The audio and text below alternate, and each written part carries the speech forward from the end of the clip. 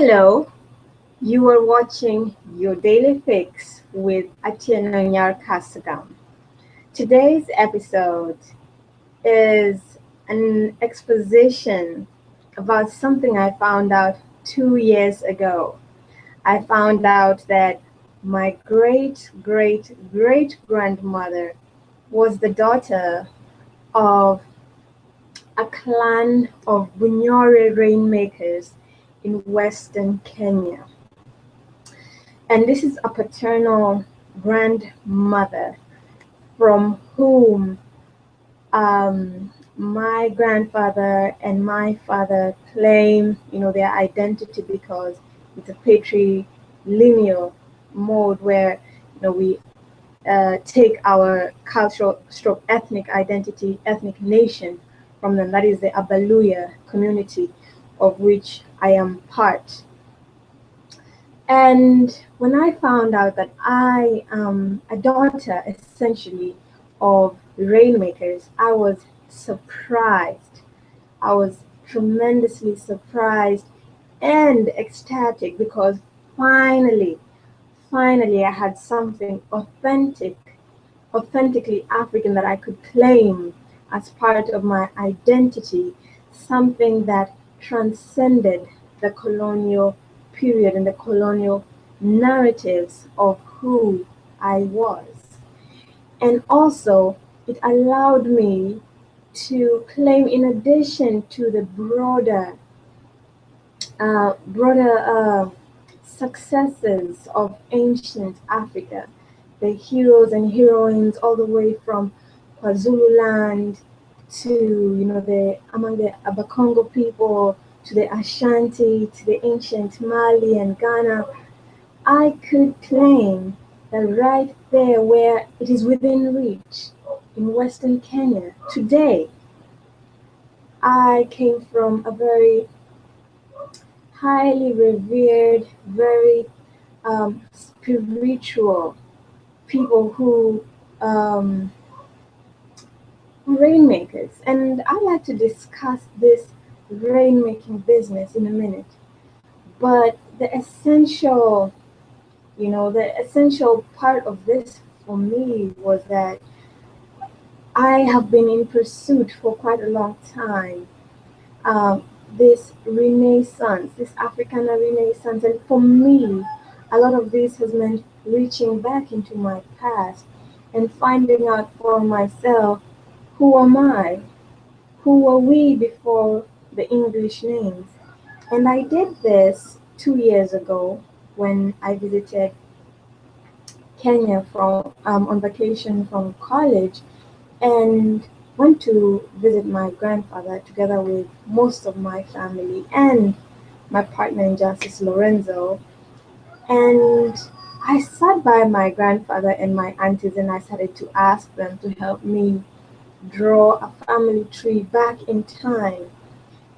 And my grandfather and the aunties were helping me list out, from his side of the family, who his mother was, and his mother's sisters and brothers, and who my grandfather's name is Zablon Onyango, and his dad's name was Daudi Onyango, and they helped me go back in time and reach the point where first of all I noticed that there were absolutely no English names, and there were names, African names that were no longer in circulations. And these were either a mixture of Luo names or Baluya names, because one thing that is particular about my lineage on my paternal side is that there was a lot of marriage and there's a lot of mixing, and it gets to a point where these nations of people, ethnic nations that we now distinguish so clearly, were very vague. The names are very common, they're very shared, because it's for people who live within a very similar locality. And I wish I had the paper on which I wrote down this family tree, but my mom lost it. My mom lost it even before I had memorized these names, and it's terrible because I have to do it all over again. And that's why, I'd encourage you to do the same while your grandparents and grand aunties are still alive, because that moment was so powerful and I lost it. I lost it. I have to go back and do the same thing again. But when I was asking these questions and I was there with I thought there was my older brother, Sammy. And Sammy was so surprised too because he learned things that he was not initially inclined to learn. And the Bunyore rainmakers are so particular that and still in existence today. In fact, there was a recent newscast in Kenya that looked at the Bunyore rainmakers and their descendants who are there today. And I will share a link to that video so that you can take a look.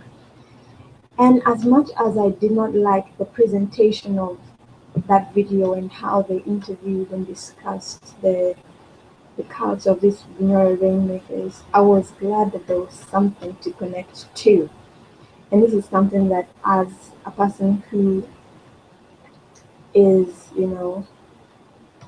invested in these kinds of reclamations of my history, I need to follow up on. And as a person who likes to share stories and practice citizen journalism, it's something that I definitely need to follow up on. So based on that newscast that I did watch, and I'm going to pause for a second so that you watch it. Here is the link. I'm going to try and put a YouTube annotation right there. Click on that link for a minute, watch it, and then we'll dive in a second. So, okay, when you're done, take your time, press pause. Okay, so according to this video, there is, a bit of a controversy. Who and what is a rainmaker? Is a rainmaker basically a weather forecaster, or is a rainmaker somebody who has this, supernatural capacity to organize, mobilize, and bring together whatever elements are involved? I mean, in terms of uh, spiritual energies to bring down these changes in weather that are favorable to farming communities, you know. And I am in exploration. I don't have a fixed answer right now. But from the broad notions that I have of, these African priests and the knowledge I have of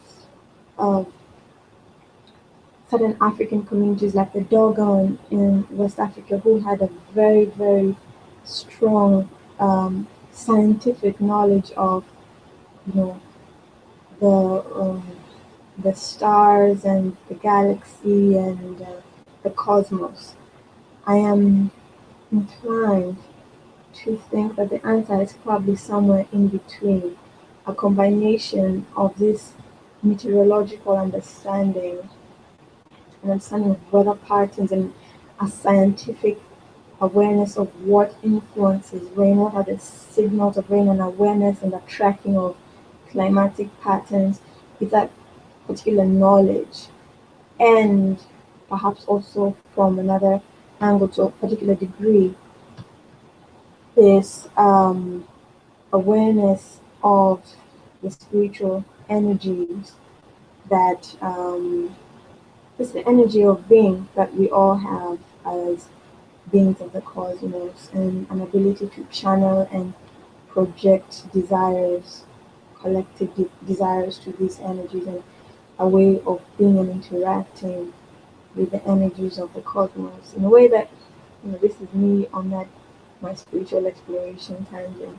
Perhaps it's somewhere in between, and so that for these rainmakers to have been critically acclaimed and to have been, to have even existed up to now, clearly they must have been successful. And to have been successful means that there was definitely some serious scientific skill there, a way of, assessing, the tracking climate, being very aware of what the climate of the region is, and perhaps even, in that area in Bunyore, the highland area.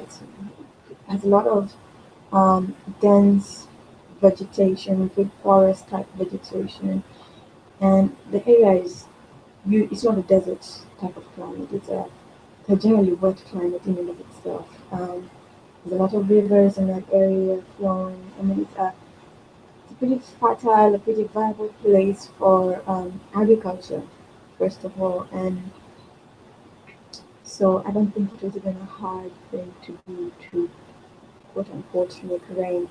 But for me, for my own narrative and buffer my notions of myself and to have something mystical to claim to, because many times as African people, and as all people, we like to have a story to tell. And, you know, for example, the Europeans can, can look back to their monarchies and the eras they're in where, they had a particular culture affiliated to particular monarchies and whatever went down there. And even on the continent, among the scholarship of the pre-colonial era, we know of the existence and flourishing of various political nations that had particular characteristics, and some of which were so amazing because they brought forth amazing kinds of developments, amazing kinds of technologies. Think about ancient Kemet, and I also trace my ancestry to ancient Kemet, but that's for another day. You think about these things, what it does for us is that it gives us not just meaning, but it helps defy. It definitely does defy the fact that there was nothing before pre-colonial time, before colonial conquest, and that there was nothing in terms of intelligence and nothing in terms of the scientific before the colonial conquest. So yes, I am still in exploration about Bunyore rainmakers, but what I know for sure is that yes, I descended, and perhaps this is another way of meeting with relations that I did not even know existed. You know, what is the name of the specific daughter? At this point, I cannot remember, but I can find out. I can find out, and I would love to find out. And most of all, I am happy that I can give my daughter a very concrete example of a heritage to which she can attach herself as a daughter born of this African American dynasty in and of itself, which is seeking out that connection with motherland. So thank you very much. That is Atieno Nyar Kasagam, your daily fix. Bye bye.